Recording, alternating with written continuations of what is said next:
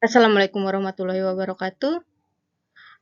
Saya Pratika Zelpia dari Biologi A, dari Prodi Biologi Fakultas Sains dan Teknologi, akan memaparkan materi pandangan Barat tentang urgensi ilmu pengetahuan pada mata kuliah Islam dan ilmu pengetahuan.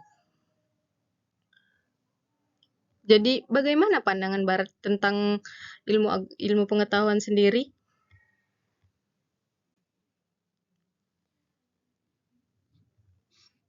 Sebelumnya, kita harus mengetahui dulu pengertian ilmu. Secara singkat, seperti yang kita tahu, secara singkat, ilmu adalah aktivitas yang sistematis yang membangun dan mengatur pengetahuan dalam bentuk penjelasan dan prediksi tentang alam semesta. Dan ilmu sendiri merupakan suatu pengetahuan, sedangkan pengetahuan sendiri merupakan informasi yang didapatkan dari segala sesuatu yang diketahui manusia. Itulah bedanya dengan ilmu, karena ilmu sendiri itu merupakan pengetahuan yang berupa informasi yang didalami sehingga menguasai pengetahuan tersebut. Dan dengan ilmu sendiri maka hidup menjadi mudah karena ilmu merupakan alat untuk menjalani kehidupan. Itulah mengapa kita harus mengetahui ilmu dan memiliki pengetahuan ilmu. Yang kedua, Barat sendiri pada peradaban Barat modern sekarang membedakan pengetahuan ke dalam dua istilah teknis yang sifatnya fisik atau menurut mereka adalah science atau ilmu pengetahuan. Dan yang kedua bersifat empiris seperti konsep mental. Sementara sisanya seperti ilmu agama dan menurut mereka tidak bisa dikategorikan ilmu ilmiah. Jadi menurut mereka sendiri pada pandangan Barat ilmu ilmiah atau ilmu agama sendiri bukan ilmu pengetahuan.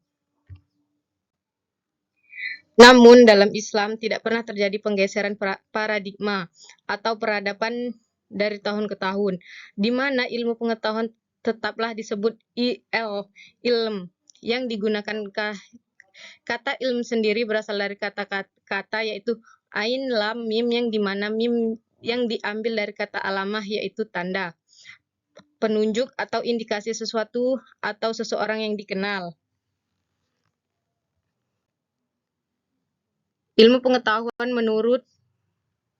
Adapun ilmu pengetahuan menurut beberapa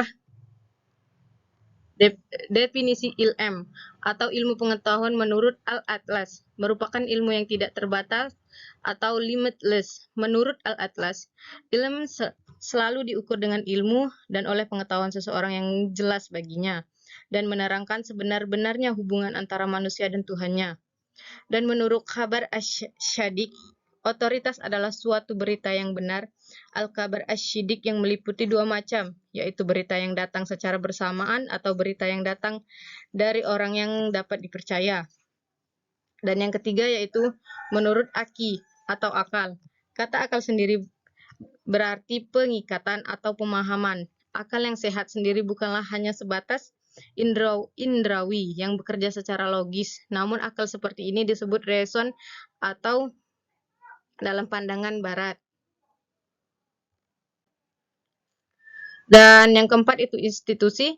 Islam tidak pernah membatasi institusi hanya dalam aspek indrawi atau pengenalan dan pemahaman secara langsung tanpa proses.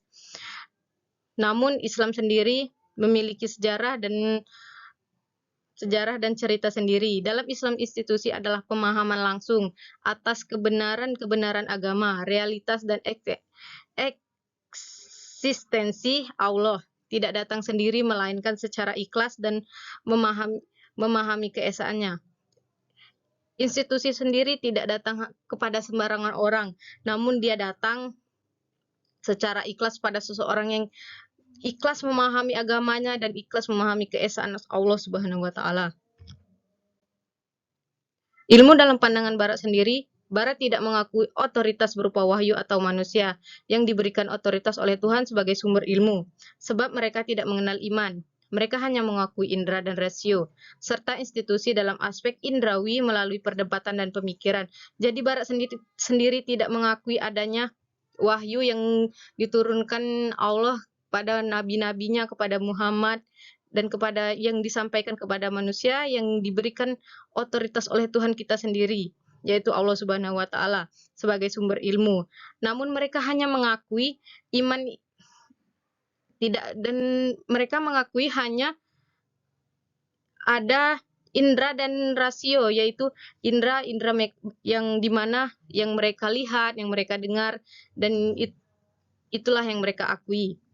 Dan mereka tidak pernah mengakui karena tidak pernah mengenal iman. Jadi mereka sendiri tidak mengakui adanya wahyu atau agama Islam karena mereka tidak mengenal iman.